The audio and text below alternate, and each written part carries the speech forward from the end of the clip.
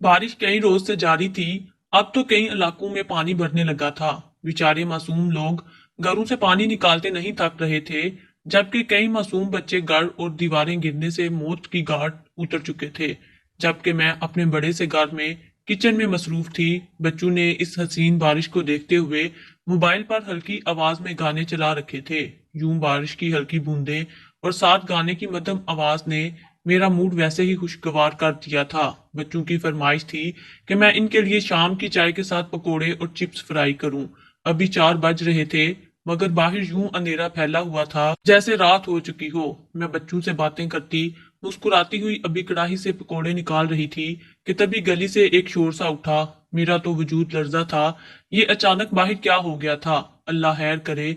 दिल से तो यही अल्फाज निकले। तभी मेरी सास कमरे से कहने लगी, मरियम जरा बाहर देखो क्या हुआ है। और हाँ, खिड़की से झांक कर देखना, बाहर कई फुट पानी इकट्ठा हो चुका है। मैंने इनकी बात मानते हुए जब छत पर जाकर गली में देखा तो मेरे पैरों के नीचे से जमीन निकल गई। हमारे घर के सामने 3 घर छोड़कर रहने वाले पड़ोसियों का घर मिट्टी का ढेर बन चुका था। ऊपर से तेज तूफानी बारिश और वही घर का गिर जाना। मेरी तो चीख निकली थी। मोहल्ले के कई लोग 1 से 1.5 फुट पानी में चलते हुए फौरन इसे मलबे की जानिब बढ़ रहे थे। मेरा तो वजूद ही कपकपाने लगा था। ये घर तो हालदा और शबीर का था, जो अपनी 2 बच्चियों के साथ यहाँ रहा करते थे। बेचारे मुफलिस और तंग दस्त से लोग थे। मेहनत मजदूरियां करके गुजारा किया करते थे। घर भी इनका कच्चा था। इतने रोज से जारी बारिश की ताब ना ला सका। दिल से यही दुआ निकली कि हालदा बहन और भाई शबीर बच्चियों समेत जिंदा हो। मगर मलबा जैसे गिरा था, किसी का बचना भी मुश्किल लग रहा था। हमारा घर जरा ऊंचाई पर बना था। घर का दाखिली दरवाजा गली से 3 फुट ऊंचा था। एक जानिब चंद सीढ़ियां और गाड़ी अंदर लाने का रास्ता बनाया गया था। चूंकि ये इलाका जल्द पानी की जद में आ जाता था, इसलिए शोहर ने ये घर बनवाया ही ऐसा था। मोहल्लेदारों ने फौरन मलबा हटाना शुरू कर दिया, मगर तभी बिजली चमकी और आकर बिजली के खंभे पर गिरी, जिससे फौरन तारों में आग सी लग गई और पूरा मोहल्ला अंधेरे में डूब गया। मैं तो दिल में इस्तगफार का विर्द करती रह गई और फौरन भागकर बच्चों के पास आई। बच्चे डरे सहमे हुए बैठे थे और सास ने मेरे बच्चों को सीने से लगा रखा था। वो मुझे देखकर झिड़कते हुए कहने लगी कि ए कामबख्त, छत पर कहाँ चली गई थी? कहीं बिजली तुझ पर आ गिरती तो फिर क्या बनता? अब जहाँ कमरे में रह, खबरदार जो बाहर गई। मैं हौस बाहता होकर सास से कहने लगी कि आंटी, बाहर हालदा बहन का घर भी पूरी तरह गिर चुका है। पता नहीं कोई बचा भी है या नहीं। मुझे तो इनकी और इनके मासूम बच्चों की फिक्र हो रही है। ऊपर से खंबे पर बिजली गिरने से पूरा मोहल्ला अंधेरे में डूब चुका है और लोग भी भागकर वापस अपने घरों में कैद होकर रह चुके हैं। सास कहने लगी कि अच्छा, तो लोगों को अपनी जान की फिक्र है। अब तो वो लोग इस मलबे के नीचे दबकर मर चुके होंगे। जब मौसम ठीक हुआ तो खुद ही मलबे को हटाकर वो इनकी लाशों को दफना देंगे। सास नाक चढ़ाकर कहने लगी, जबकि मैंने जब इनकी बात सुनी तो काफी अफसुर्दा सी हुई। मेरी सास का तो मिजाज ही ऐसा था। इनके दिल में हमदर्दी, दर्द और दुख सिर्फ अपने जैसे लोगों के लिए होता था। वो गरीबों को तो कुछ समझती ही नहीं थी। अगर हमसे कोई छोटी हैसियत का हमारे घर में आ जाता तो बस इसे इस कदर नहरे से बात करती कि वो उठकर हमारे घर से ही चला जाता। तभी मोहल्ले में सास की किसी से भी ना बनती थी, सिवाय अपने जैसे तबके की औरतों से। जबकि मेरा मिजाज तो सबके साथ बराबर का था। हालदा तो मेरी सहेली बन चुकी थी। मुझे रह रहकर इनकी फिक्र सता रही थी। कोई रिश्ता ना था, मगर इंसानियत तो थी। दिल में यही दुआएं कर रही थी कि अल्लाह करे वो चारों ठीक ठाक हूँ। मैं दुआ करने लगी कि ये बारिश जल्द अज जल्द रुक जाए। पानी की सतह मजीद बढ़ने लगी थी। बारिश कुछ देर के लिए थी तभी मगरब की अजान का वक्त हो चुका था। मैं एक बार फिर छत पर गई। वो मलबा यूं ही वीरान गिरा पड़ा था। मैं गौर से इस जानिब देखने लगी। 2 घंटे हो चुके थे। यूं लगता था कि अब तक तो अगर कोई जिंदा भी हुआ तो इस मिट्टी के नीचे दफन हो चुका होगा। मुझे रह रहकर अपनी कमजोरी पर अफसोस हो रहा था। काश मैं जाकर इनकी मदद कर सकती, मगर हिम्मत तो मैं अभी भी दिखा सकती थी। बारिश रुक चुकी थी। मैं फौरन भागकर घर से बाहर निकली। पानी मेरे घुटनों से कुछ ही नीचे था। मैंने मोहल्ले वालों के दरवाजे खटखटाए और कहने लगी कि हालदा बहन और बशीर भाई भी तो हमारे पड़ोसी थे। हमें इनकी मदद करनी चाहिए। क्या खबर कि वो इस मलबे के नीचे जिंदा हूं और हमारी बरवक्त मदद से बच जाएं। कुछ लोग ही घर से बाहर निकले थे। चंद औरतें भी साथ थीं। हम सब ने मिलकर इस मलबे को उठाना शुरू किया। मलबा क्या था, ईंटें और मिट्टी से बस उठी हुई दीवार थी। लोगों ने मदद करना शुरू की, मगर तभी सास ने जब मुझे बाहर खड़ा देखा तो फौरन चिल्लाकर कहने लगी कि मरियम वापस घर आओ, ये क्या तुम बाहर मर्दों के साथ खड़ी हो, क्या तुम्हें जरा शर्म नहीं आती। सास ने तो मेरी सबके सामने ही बेइज्जती करना शुरू कर दी थी। मैं फौरन घर में आई, मेरे कपड़े मिट्टी से उठे हुए थे।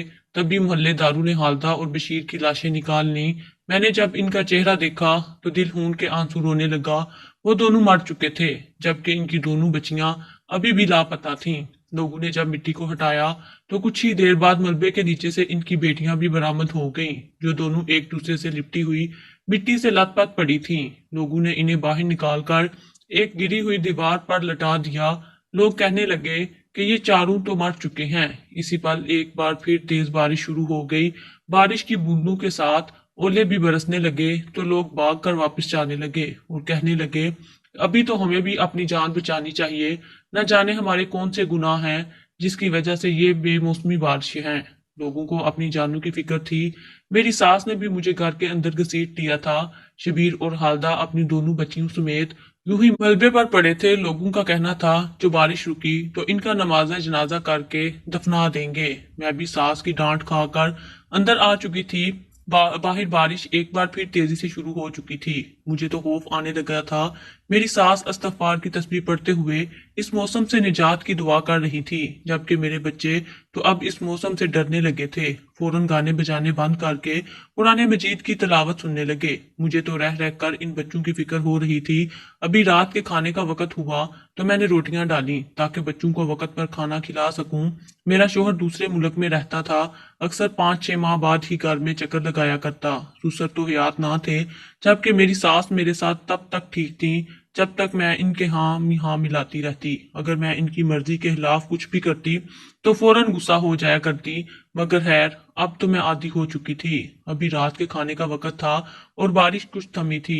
मैं बच्चों को खाना देकर खुद भी खाना खाने बैठी तो यूं महसूस हुआ जैसे दरवाजे पर किसी ने दस्तक दी हो। मैंने गौर करना चाहा, मगर कोई आवाज ना आई। हो सकता था कि मेरा वहम हो, मगर अभी थोड़ी देर बाद एक बार फिर दरवाजे पर दस्तक हुई। ऐसे लगता था जैसे कोई दरवाजे पर दस्तक दे रहा हो। मैंने बच्चों को खाना दिया और सास इस वक्त इशा की नमाज अदा कर रही थी। मैं उठी और घर के दरवाजे के पास आई। जो ही दरवाजा खोला तो हर सू तारीकी थी। कुछ भी दिखाई नहीं देता था, मगर किसी ने मेरी टांग पर हाथ रख दिया। मेरे तो वजूद में सनसनी सी दौड़ चुकी थी। मेरी नजर दरवाजे की जानिब गई तो होश उड़ चुके थे। वहां हालदा और शबीर की बच्चियां बैठी थीं। पूरा वजूद मिट्टी से लथपथ था, जबकि चेहरा कहीं कहीं से साफ था।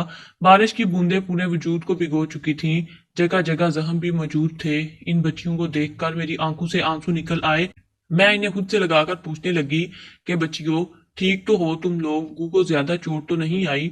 और तुम्हारे माँ बाप? वो रोने लगी। बच्चियों के होंठ फटे हुए थे और चेहरे पर कई जख्म थे। वो रोते हुए मुझे बताने लगी कि हम लोग इस वक्त कार में बैठे थे जब घर की छत गिर पड़ी।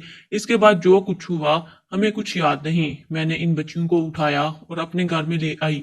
मेरे बच्चे भी इनको देखकर खौफजदा हो गए थे, क्योंकि इनकी हालत ही ऐसी हो चुकी थी। वो दोनों बच्चियां अपने माँ बाप को याद करके बार बार रो रही थी। इनके माँ बाप भी वहीं बाहर पड़े हुए थे। मैंने इन बच्चियों को नहलाया और अपने बच्चों के साफ कपड़े पहनाए। इनके जख्म ताज़ा थे। मैं अभी इनके जख्म साफ कर ही रही थी कि मेरी सास नमाज पढ़कर कमरे से बाहर निकली और कहने लगी कि ये कौन आया है हमारे घर में। मैंने हैरत से मुस्कुराते हुए सास से कहा कि ये शबीर और खालदा की बच्चियां हैं। इतना सुनना था कि सास भी हैरत से इन बच्चियों के पास आई। इनका वजूद देखा और फिर जख्म देखे तो थोड़ी संजीदगी से कहने लगी कि अच्छा, इनको तुमने अपने बच्चों के कपड़े भी पहना दिए और घर में भी ले आई। जानती नहीं कि इनको कैसी अजीब बीमारी थी। हर वक्त खारिश करते थे, एलर्जी हुई पड़ी थी। अगर मेरे पोते पोतियों को लग गई तो फिर क्या होगा। सास के मुंह से इस मौके पर ऐसी बातें सुनकर मुझे हैरानगी हुई थी। मैंने सास को एक नजर देखा और कहने लगी कि ये आप कैसी बातें कर रही हैं। मासूम बच्चियों की हालत देखें, वो इस वक्त किस कर्ब से गुजर रही हैं। इनका घर टूट गया, इनके माँ बाप मर गए और वो यतीम हो गई, और अब यूं बेबसी से जख्मी हालत में वो मेरे घर मौजूद हैं। और क्या मैं इनके जख्मों पर मरहम भी ना लगाऊं। सास ने जब मेरी ये बात सुनी तो फौरन मुंह में बड़बड़ाती हुई वापस कमरे में चली गई, जबकि बच्चियां मुझे देखने लगी और कहने लगी कि आप हमारे जख्मों पर मरहम ना लगाएं। हमें अपने माँ बाप के पास जाना है, वो वहीं बाहर पड़े हुए हैं। मैंने इन बच्चियों को अपने पास बिठाकर खाना खिलाया। बच्चियां इस कदर दर्द से चूर और थकी हुई थीं कि खाना खाकर दवा लेते ही इन्हें गनूदगी आने लगी। वो बच्चियां सिसकती हुई सो चुकी थीं, जबकि मैं दिल ही दिल में इन बच्चियों को देखकर बेतहाशा बेचैन होने लगी। अगली सुबह हुई तो बच्चियां अपने माँ बाप की मैयत के पास बैठकर चीख चीख कर रोती रहीं। बारिश रुक चुकी थी, मगर इस तूफानी बारिश ने इनकी जिंदगियां तबाह करके रख दी थी। सिर्फ घर ही नहीं, वो अपने माँ बाप के प्यार और शफकत से भी महरूम हो चुकी थी। मोहल्ले वालों ने पैसे इकट्ठे करके इनकी तदफीन कर दी, मगर अब मसला तो ये था कि इन बच्चियों को कौन पालता। वो माँ बाप की मैयत के साथ ही कब्रिस्तान तक भी पहुंची। फिर मोहल्ले के लोग इन्हें वापस ले आए, मगर वो अब कहाँ रहती। इनका घर तो मलबे का ढेर बन चुका था। दोनों बच्चियां तरसती हुई नजरों के साथ आंखों में उम्मीद लिए कभी एक मोहल्लेदार का चेहरा देखती तो कभी दूसरे का, मगर सभी अपनी नजरें इनसे फेर कर अपने घरों में जा चुके थे। सब सर पर हाथ रखकर इन्हें हौसला ही दे सकते थे। सभी अपने अपने घरों को चले गए और वो मासूम बच्चियां इस मलबे के ढेर के पास सिसकती हुई जाकर बैठ गईं। वो इस मलबे पर बैठकर एक दूसरे के गले लगे बेतहाशा रोती रहीं। मैंने जब यह मंजर देखा तो मेरा दिल टूट कर बिखरता गया। मैं इन बच्चियों के पास गई और बोली कि बच्चियों, आज से तुम मेरे घर में रहोगी। मैं तुम लोगों को माँ बनकर पालूंगी। माँ जैसी मोहब्बत तो नहीं दे सकती, मगर मैं तुम लोगों का हर फर्ज निभाऊंगी। आखिर मेरे शोहर इतना तो कमा ही लेते थे कि मैं इन दोनों बच्चियों का खर्च भी उठा सकूं और कल को इन्हें अच्छे से घर में रुखसत कर सकूं। मैंने इन बच्चियों को उठाया और अपने साथ लगाए हुए घर के अंदर ले आई। अभी घर के अंदर लाई तो सास ने इन बच्चियों को एक नजर डालकर देखा और फिर मुझे अलग कमरे में ले जाकर झटक कर कहने लगी, क्यों लाई हो इन बच्चियों को वापस? कल रात जो तुमने इंसानियत के नाते मदद की, क्या वो कम थी जो अब दोबारा इनको उठाकर घर में ले आई हो? मैंने जब ये सुना तो कहने लगी कि कोई भी मोहल्ले वाला इनकी जिम्मेदारी उठाने से कासिर है। सब ही इनको छोड़कर अपने अपने घरों में जा चुके हैं। इन बच्चियों का तो घर भी नहीं बचा जहां ये रह सकें, तो आखिर बच्चियां कहाँ जाएंगी? इसलिए मैंने सोचा कि आज से ये बच्चियां हमारे साथ इस घर में रहेंगी और मैं माँ बनकर इनको पालूंगी। इतना सुनना था कि सास तंजिया लहजे में मुझे देखते हुए बोली कि तुम्हें हक किसने दिया कि तुम इन बच्चियों को घर में लेकर आओ, ये जानते हुए भी कि इसके मालिक मैं हूँ, यहाँ पर मेरी मर्जी चलती है। फिर आखिर किससे पूछकर तुम लड़कियों को घर में लाई हो? ये 2 टके की लड़कियां अब क्या मेरे घर में रहेंगी? इसका बाप मेहनत मजदूरी करके पैसे कमाता था और इसकी माँ शादी ब्याह पर कोठी और बंगलों में जाकर लोगों के बर्तन मांजा करती थी। ये भी ऐसा ही काम करके अपना गुजारा कर लेंगी। मैं इन सड़क चाप 2 टके के लोगों को अपने घर में लाकर अपना घर कोई यतीम खाना नहीं बनाना चाहती। दुनिया में लोग मौजूद हैं, तुम्हें ज्यादा हमदर्दी जताने की बिल्कुल जरूरत नहीं है। निकालो इन्हें, वरना मुझे दूसरा तरीका भी आता है। मेरे पैरों के नीचे से जमीन निकल गई थी। मैं हैरानगी से सास को देखने लगी और कहने लगी कि मैं किस मुंह से मना करूं। मैं तो बड़े मान से इस घर में लेकर आई थी, लेकिन सास ने मुझे दूसरी तरफ किया और खुद बाहर निकलकर बच्चों से इंतहाई सख्त लहजे में कहने लगी कि बच्चों, निकल जाओ घर से, ये घर मेरा है और यहाँ तुम लोगों की कोई जगह नहीं है। माँ बाप मर गए हैं तो यकीनन इन्होंने कोई ऐसा गुनाह किया होगा जो खुदा का इन पर अजाब नाजल हुआ और जो वो घर में बैठे बिठाए मौत की गांठ उतर गए। अब तुम लोग हमारी जिंदगी अजाब मत बनाओ, बल्कि अपना रास्ता नापो। कहीं भीख मांगो या लोगों के घरों में काम करो, चाहे नालियां साफ करो या फिर कचरा चुनकर अपना पेट पालो। इससे हमें कोई सरोकार नहीं। बेहतर है कि आज के बाद इस घर के बाहर भी भटकती हुई नजर मत आना, वरना मेरे मिजाज से तो तुम्हारी माँ भी अच्छे से वाकिफ थी। आज तक कभी मैंने इसको अपने घर में कदम नहीं रखने दिया, तो भला तुम्हें मैं मजीद इस घर में कैसे रुका देख सकती हूँ? सास के मुंह से इस कदर बुरे अल्फाज सुनकर तो दोनों सहम कर मुझे देखने लगी। मेरी आंखों में भी बेबसी थी, आंखों से आंसू बह रहे थे। मैं सर झुकाकर दूसरी जानब मुंह मोड़ गई। इन बच्चों का तो शायद आखिरी सहारा ही मैं थी। इन्होंने जब मुझे यूं शर्मिंदा और मायूसी के आलम में देखा तो फौरन सर झुकाकर एक दूसरे का हाथ पकड़ते हुए घर से निकल गई। सास ने तो मुझे यहाँ तक कह दिया कि अगर आइंदा तुम बच्चियों को इस घर के अंदर लेकर आई तो मुझसे बुरा कोई नहीं होगा। ये ना हो कि इन बच्चियों के साथ साथ मैं तुम्हें भी इस घर से निकाल दूं। सास की धमकी ने तो मेरा वजूद लर्जा कर रख दिया था। कई रोज तो ऐसे ही गुजर गए। वो बच्चियां मोहल्ले के दरवाजे खटखटा कर कुछ खाना मांग लेती तो लोग दे देते, वहीं इनकी रात इस मलबे पर ही बैठे हुए गुजर जाती थी।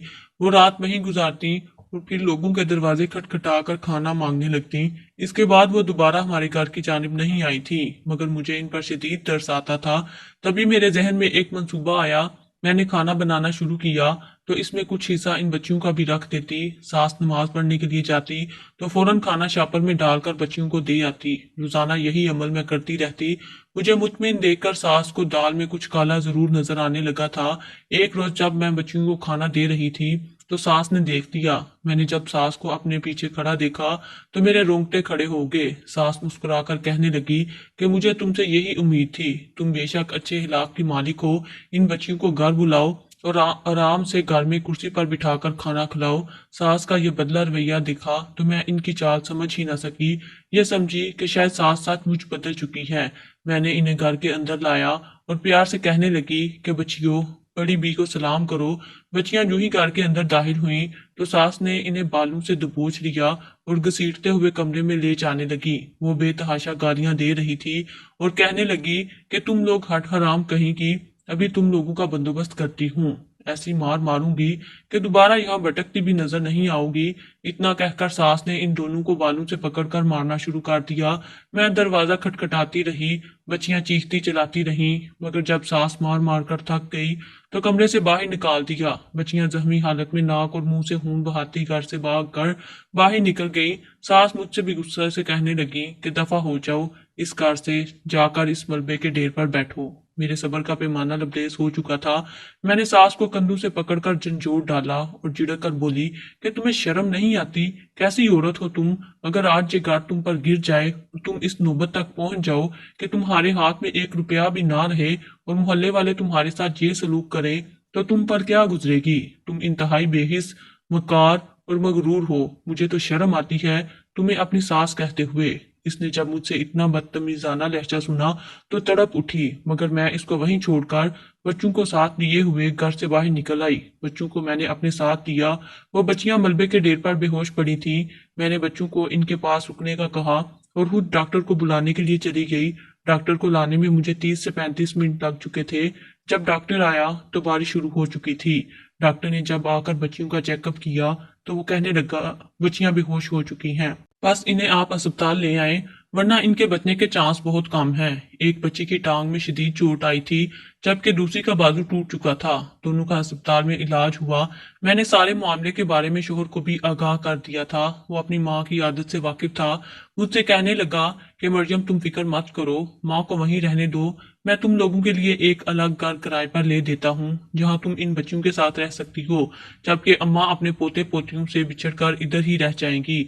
अलबत्ता जब बच्चियां होश में आई तो मैंने इनसे माफी जरूर मांगी। बच्चियां मेरा शुक्रिया अदा करने लगी और फिर मैं इन्हें लेकर अलग घर में रहने लगी। सास इस बात पर गुस्सा हुई और अपने पोते पोतियों को घर ले जाने लगी, मगर मैंने इन्हें हाथ ना लगाने दिया।